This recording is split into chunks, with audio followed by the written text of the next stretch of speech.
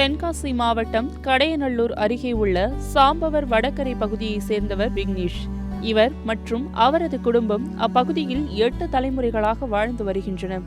பல தலைமுறைகளாக வாழ்ந்து வரும் நிலையில் ஊர் கமிட்டி முறைகேடாக தங்களை ஊரை விட்டு விலக்கி வைத்துள்ளதாக கூறி மாவட்ட ஆட்சியர் அலுவலகத்தில் தனது குடும்பத்தினரோடு சேர்ந்து மனு அளித்தார்.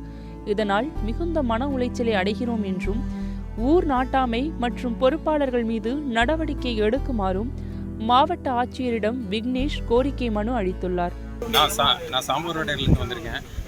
எங்கள் ஊரில் எங்கள் அப்பாவுக்கு வந்து ஒரு இட பிரச்சனை இருந்தது. எங்கள் அப்பாவுக்கு எங்கள் சித்தப்பா அவங்க எல்லாம் இட பிரச்சனைன்னு சொல்லி எங்கள் அப்பா ஊர் சமுதாயத்தை நாட்டினாங்க.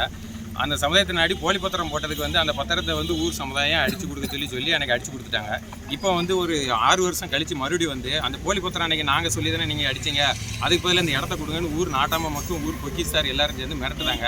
அது போக எங்கள் அப்பாவோட பிரச்சனையை நான் போய் தட்டி கேட்டதுக்கு, நீ என்ன தட்டி கேட்க, உனக்கும் நாங்கள் வந்து வரி வாங்க முடியாது, உனக்கும் நான் கட்டு வைப்போம், நீ இந்த ஊரில் எப்படி குடியிருப்ப எப்படிங்கிறத பார்த்துருவோம், நீ இந்த ஊரில் எந்த வேலையும் பார்க்க முடியாது, உன் வீட்டுக்கு வேலைக்கு வர யாரையும் அனுப்ப மாட்டோம் அப்படின்னாங்க.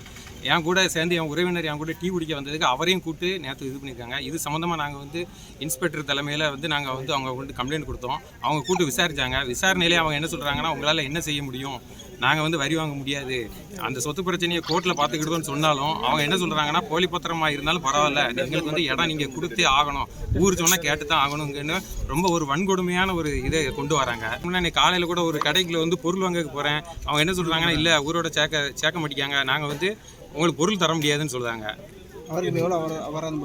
என்னோட உறவினர் வந்து என் கூட டீ குடிக்க வந்திருந்தாரு. அவர் வந்து எங்கள் கோயிலில், எங்கள் குலதெய்வம் கோயிலில் எங்கள் கோயிலோட நிர்வாகி.